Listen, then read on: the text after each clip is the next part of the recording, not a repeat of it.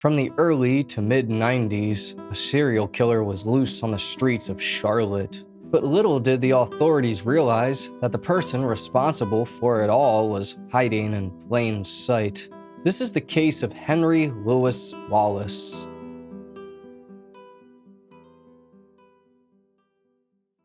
Hello, friend, and welcome to High Time Crime.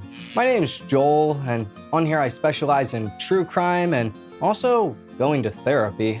Yeah, Doc, I just do all this stuff for other people, but nobody's ever grateful. Okay, but how does that make you feel?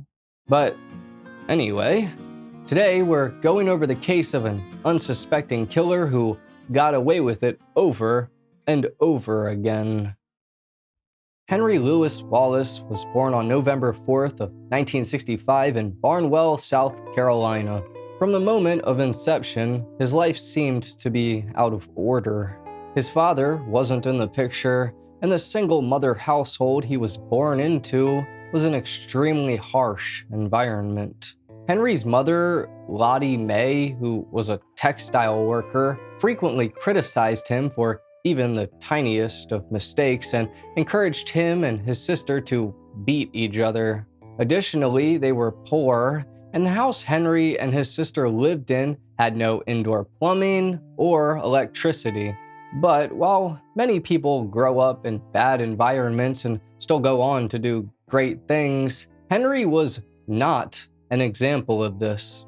Before his evil nature showed itself, though, he seemed, to the general public, to be pretty well-adjusted.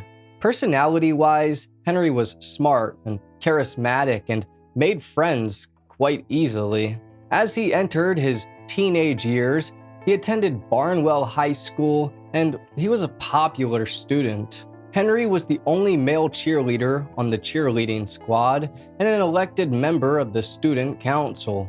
After graduating in the year 1983, he attracted the attention of a local radio station. With a deep, smooth voice, Henry was perfect for this line of work. And by the time he was 19, he already had a job. And by the time he was 19, he already had a job as a DJ. But at the same time, he was interested in getting an education. The next few years, Henry went through a few different colleges before ultimately realizing that academia just wasn't for him. In 1985, he dropped out of school and then joined the military. Here, he enlisted as a sailor in the United States Navy and was stationed in the state of Washington. 2 years later, he then got married to his high school sweetheart, Maretta. Now, overall, Henry's military service was pretty good. As a sailor, he spent years traveling around the world and received commendations for good service. But 1988 would mark the beginning of a dramatic turn for the worse for him. In January of that year, Henry was arrested for breaking into a hardware store near Seattle. Additionally, he was served warrants for several other burglaries in and around the same area. And by June, he had gotten sentenced to 2 years of probation. On top of this, Henry had picked up a habit of using dangerous substances such as crack. Naturally, doing this sort of stuff in the military was a big no-no, so before long, Henry was discharged. But despite his bad behavior, he was actually honorably discharged as opposed to dishonorably. This was because, as we mentioned before, he had a pretty clean record before going bad. But based on what he would do in the next few years, it seems like the higher-ups gave Henry too much of the benefit of the doubt. Following his discharge, Henry and his wife Maretta moved back home to South Carolina. Shortly after that, their marriage fell apart, and Henry's criminal behavior increased in intensity.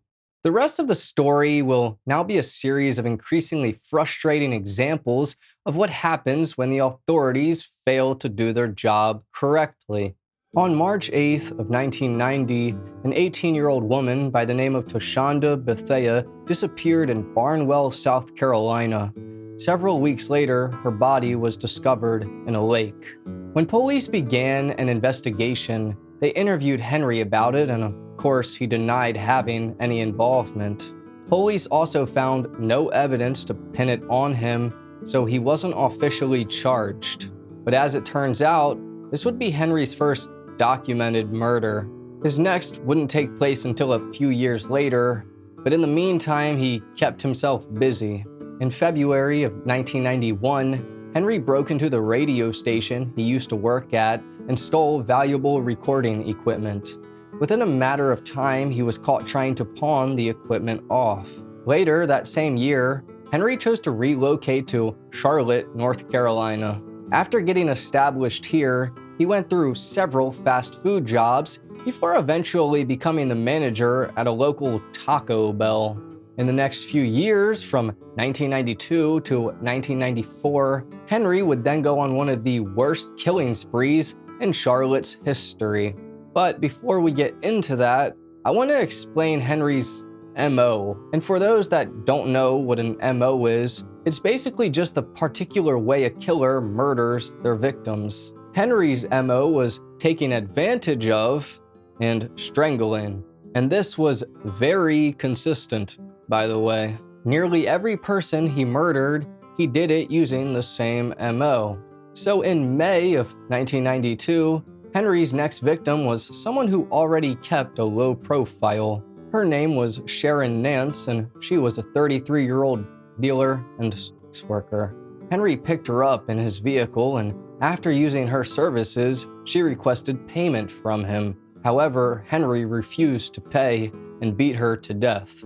Afterwards, he dumped her body on some train tracks, and police found her 3 days later. Now, having regained his lust for murder, Henry's next kill would come only a month later.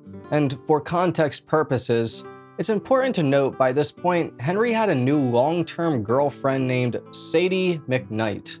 On June 19th of 1992, Henry let himself into his girlfriend's apartment using a spare key. Now, Sadie shared the apartment with another woman named Caroline Love, who she was good friends with. Both Sadie and Caroline worked together at a restaurant called Bojangles. But when Henry entered, neither of the girls were home at the time. Shortly after going in and making himself comfortable, he heard someone opening the door of the apartment. When he looked up to see who it was, he was happily surprised to see Caroline. Apparently, Henry had a bit of a thing for Caroline, despite the fact that he was dating her best friend. So when she walked in and he greeted her, he gave her a kiss on the cheek. Right away, Caroline was shocked at Henry's audacity. She told him if he promised not to do it again, she wouldn't tell his girlfriend. Immediately, Henry became extremely angry and put Caroline in a chokehold. Then he dragged her to her bedroom, took advantage of her, and after she tried resisting, he strangled her to death with a curling iron. Next, Henry needed something to do with Caroline's body, so he wrapped her in bed sheets, placed her in a large orange trash bag, and dragged her out to his car. After that, he returned to the apartment, grabbed a roll of quarters from inside, and locked the door on his way out. Finally, Henry drove to a secluded location and dumped the poor Caroline in a ditch. Later, that same night, Henry's girlfriend Sadie returned to her apartment. Soon, she was contacted by Caroline's sister, Kathy. Kathy wanted to know if Sadie knew where Caroline was. According to Caroline's manager, she had missed her shift at Bojangles, and this wasn't like her. Eventually, Sadie, Kathy, and Henry all went to the police station to file a missing persons report. Then the police went to Sadie's apartment to investigate, and upon investigating, they discovered a series of suspicious signs. Caroline's bed sheets were missing, furniture was all over the place, and a roll of quarters that she had been given had disappeared. The last part of which was weird because there was no evidence that she had gone out to do any laundry at any laundromat. In fact, her hamper was full. But despite all of these strange signs, Caroline was simply declared a missing person, and that was that.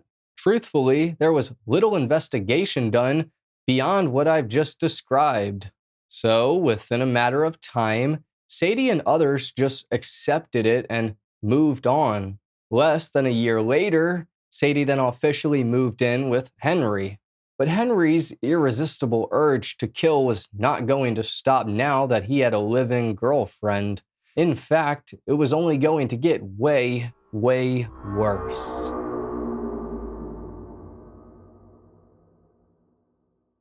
On the afternoon of February 17th of 1993, Henry paid a visit to the home of one of his employees at Taco Bell. Her name was Shauna Hawk, and she was a student at a nearby community college. When Shauna heard the doorbell ring, she entered the door and let Henry in. The two of them had a friendly chat for about an hour. According to Henry, during one point of their conversation, Shauna even teased him for having relationship problems with his girlfriend, Sadie. Once their conversation was over, Henry left and Shauna saw him out. But when they got to the door to say goodbye, Henry suddenly told Shauna he wanted to have sex with her. And the way he said it was really a demand rather than a suggestion. So according to Henry, Shauna gave in, and the two of them made their way to her bedroom. After that was over, Henry ordered her to get dressed and go into the bathroom. Then he followed her in there and used the same strangling chokehold he had used on others before. Soon, Shauna was fully unconscious, and Henry filled the tub up with water and placed her in there. After that, he stole $50 from her purse and left. And by the time that Shauna was found, she had died from her injuries. As for the police investigation, well, that was abysmal to put it mildly. Despite interviewing all of Shauna's friends and family, the investigation went nowhere. A few days after her murder, a funeral ceremony was then held for Shauna, and none other than Henry himself showed up to pay his condolences. And believe it or not, this would not be the last time that he went to one of his victims' funerals. But for those that follow serial killers pretty closely, it's not uncommon that they do this sort of thing. I guess the thought process is that if they show up to the funeral, they won't be considered as a suspect, or in many cases, the killers just get some sort of sick thrill out of seeing the outcome of their heinous actions. Either way, this was just the beginning of Henry's murder spree. 4 months after killing Shauna, Henry visited another one of his Taco Bell employees at their home. Her name was Audrey Spain, and she was a 24-year-old woman who had just returned home from vacation. In a similar manner to the way he gained entrance into Shauna's house, Henry convinced Audrey to let him in using his smooth-talking charm. Next, the two of them struck up a casual conversation. Then they got together, and as Audrey let her guard down, Henry's demeanor changed. Quickly, Henry threw Audrey to the ground and started demanding she give him the combination to the safe at Taco Bell. As for why he wanted to break into the safe, well, that's because he needed money for crack. What had once started out as a habit had since become an addiction. But while Henry was trying to force the combination out of Audrey, she was unable to give him the answer. Repeatedly, she tried yelling that she didn't know it. But as Henry became angrier and angrier, he also became more and more aggressive. And soon, he ended up strangling Audrey unconscious. Afterwards, he then dragged her to her bedroom and took advantage of her. And once he was finished, he strangled her to death, washed her body off in the shower, placed her on her bed, and stole her credit card on the way out. Now, as you'll likely notice, there were some pretty obvious similarities between the murder of Audrey Spain and Shauna Hawk, but somehow the police didn't pick up on them. So once their investigation began, it was practically in limbo as soon as it started. Meanwhile, Henry was just going to continue getting away with murder. The next victim he pursued was a 21-year-old college student named Valencia Jumper. Valencia was from Columbia, South Carolina, and she was friends with Henry's sister. On August 10th of 1993, Henry paid a visit to Valencia's home. When Valencia answered the door, Henry told her that he had a fight with his girlfriend Sadie and he needed someone to talk to. After letting Henry in, Valencia and Henry had a long talk, and he suggested to her that she call Henry's girlfriend to tell her where he was. But as Valencia got up to use the phone and turned her back to Henry, he ran up from behind her and used a chokehold on her. Next, he dragged her to her bedroom to perform unspeakable atrocities. And once he was finished, he strangled her to death with a towel.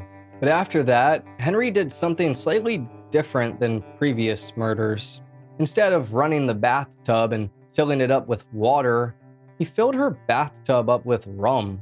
Then, after placing her body in the bathtub, he walked into the kitchen, put some pork and beans on the stove, and turned the knob up to high. Afterwards, Henry walked under the smoke detector, pulled it off of the ceiling, and took the batteries out. And finally, he lit a match, set Valencia's body on fire, and left. When police then discovered Valencia shortly after, her cause of death was determined to be an accident related to thermal burns. Had the medical examiner done a more thorough autopsy, though, he would have realized the true cause of death. But yet again, another investigation was poorly done, and another mysterious death happened around Henry without anyone suspecting a thing. And a few days after killing Valencia, Henry went to her funeral alongside his sister. 5 weeks later, Henry would kill again, but this time it would be a woman with kids. On September 15th of 1993, Henry went to the home of Michelle Stinson, his coworker from Taco Bell. Upon arriving at her house, Henry was invited in, and together Henry and Michelle spoke for a while. Evidently, Michelle's kids were already sleeping soundly in their bedrooms by then, but once the pair's conversation was over, Henry gave Michelle a hug and told her he wanted to have sex with her. According to Henry, Michelle refused, saying that she was sick.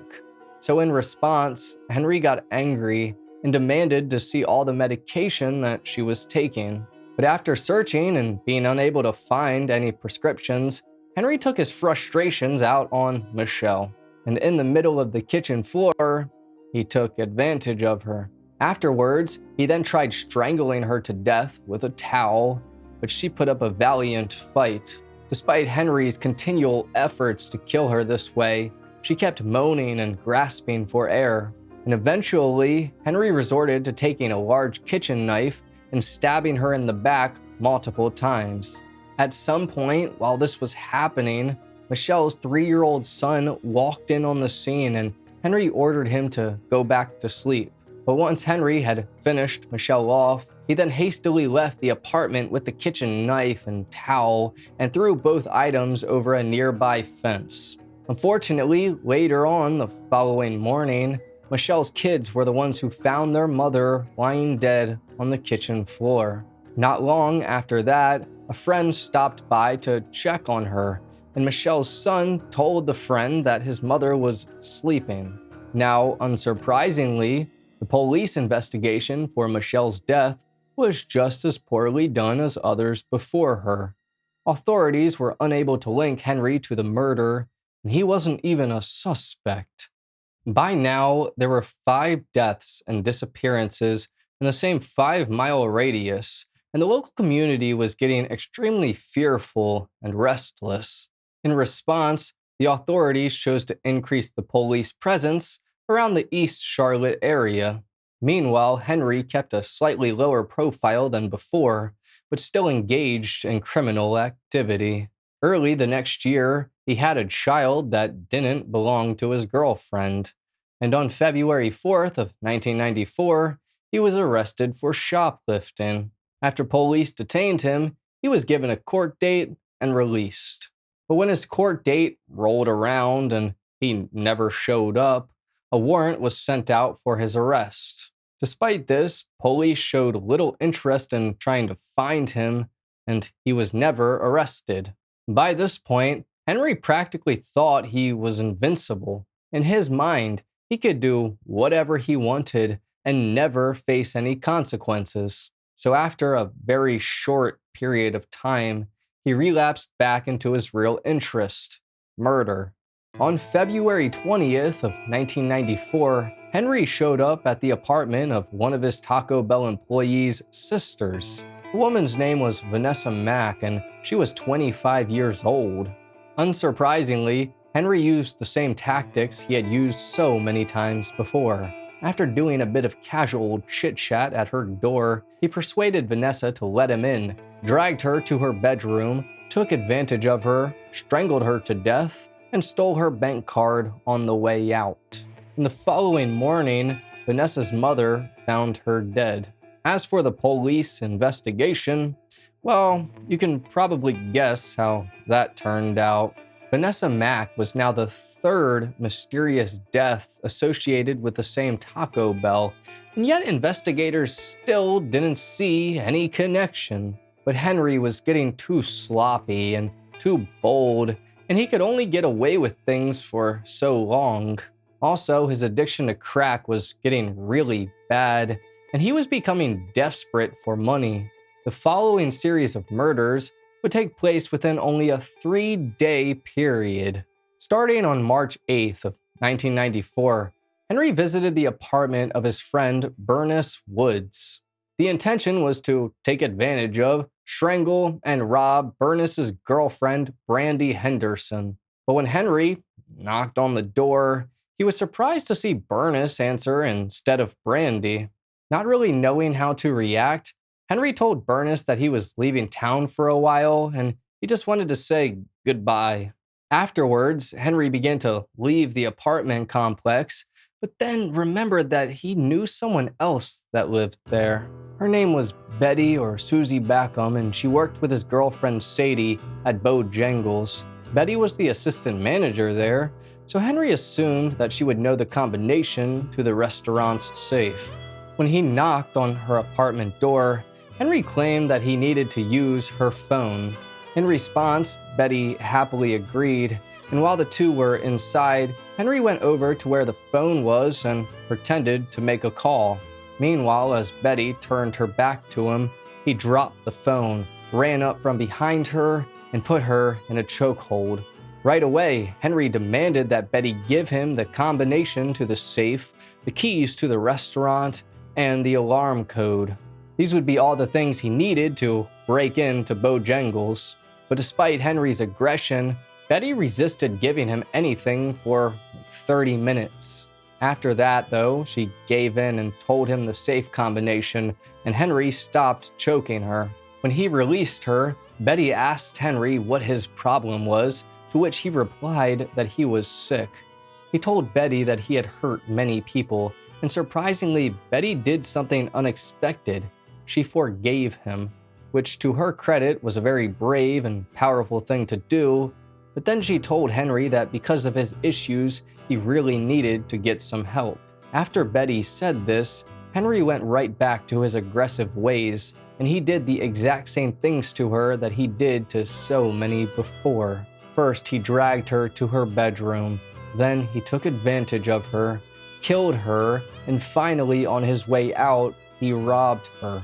The list of things he stole included a TV, a VCR, a gold chain, and a car. Using Betty's car, Henry drove to a pawn shop and pawned off all of the stuff so he could go buy some crack. And 12 hours later, he returned to the same apartment complex.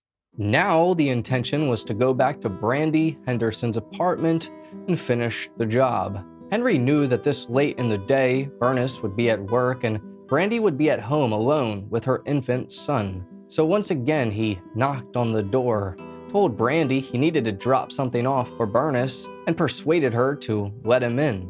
After she let him inside, he asked her to get him a drink, and as soon as she turned her back to him, Henry put Brandy in a chokehold. Immediately, he began demanding money from her, but the only source of any money was a single Pringle can filled with change. So to make a long story short, Henry dragged Brandy to the bedroom, repeated the exact same atrocious behavior he had before, and then strangled her to death. But then came a problem. After wiping the entire apartment of his fingerprints, Brandy's baby began crying uncontrollably. In response, Henry tried giving the baby a pacifier, but when that didn't work, he resorted to attempting to strangle him with a towel.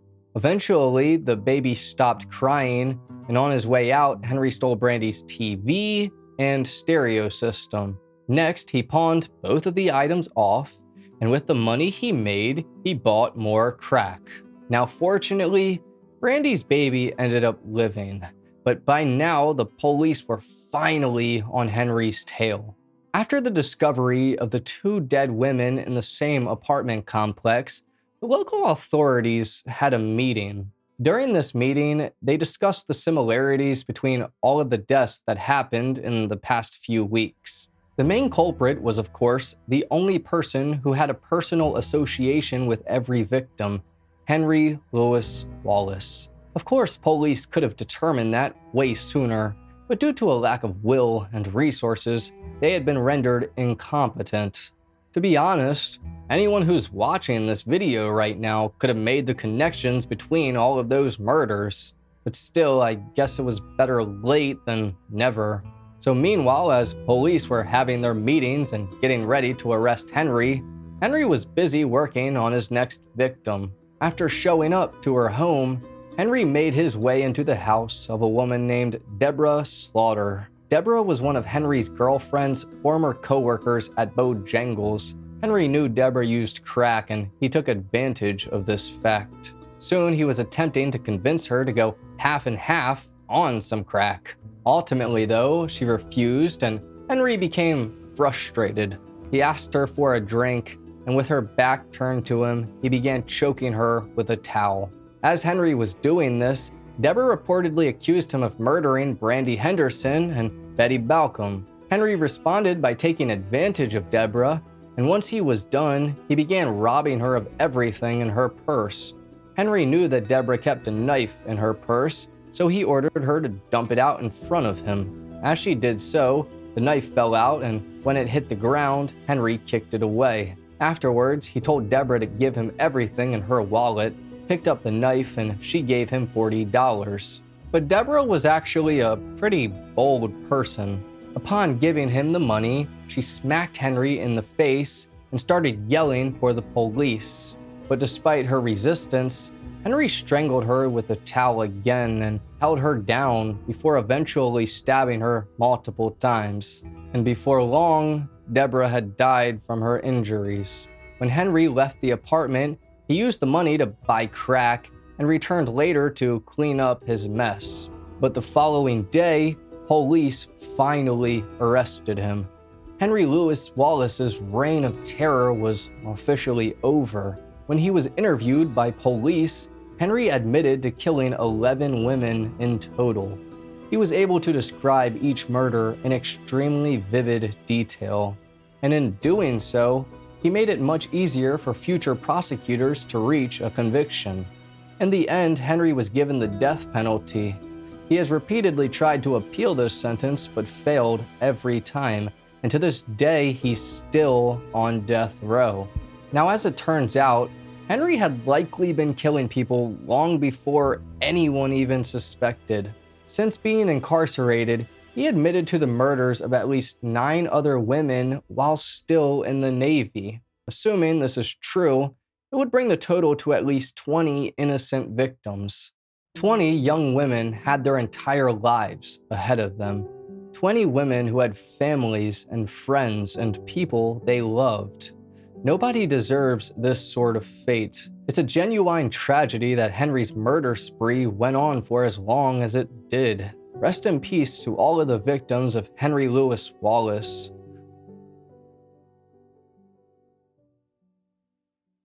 But anyways, thank you for watching this episode of High Time Crime.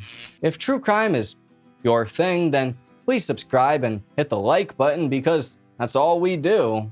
I just want to say I have an all-exclusive Patreon where I post members-only content. 2 tiers, the second and the third one, allow for you to have your name at the end of each High Time Crime video. Thank you all so much for the love and support. Have a great rest of your day. Take care, friend.